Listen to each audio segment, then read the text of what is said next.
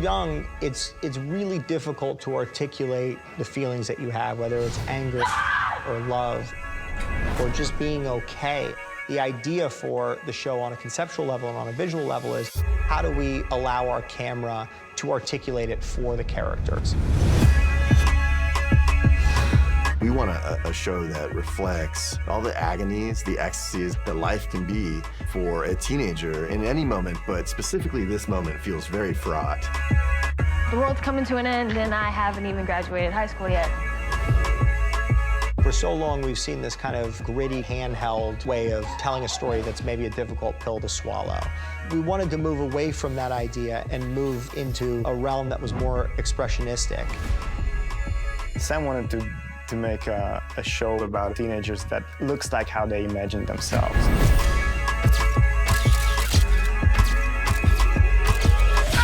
But at the same time, you have to feel this character really close. So it's not about just being cool or innovative in a way, but more like being really personal.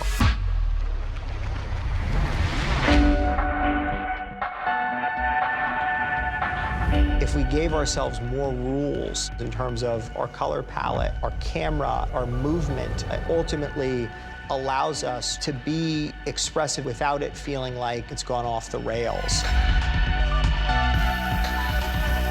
It's essentially a deeply experiential, altered state. He wanted to create a setting that can be dreamy, but based in reality. Marcel has this very specific sensitivity in terms of his care for faces and people. We dolly in and we push into a close-up. It feels like you're actually breathing with these characters.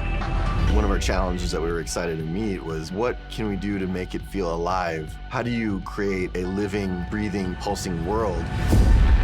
How do we weave all of our action into a space and to accomplish it seamlessly?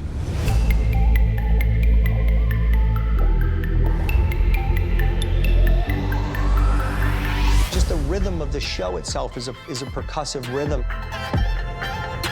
These varied rhythms and textures make any given experience more interesting. The rhythmic pattern for someone who's dealing with a really bad bout of depression is likely to be very different than someone who's thrilled about a certain development in their lives. I feel super lucky that I get to play with these different modes.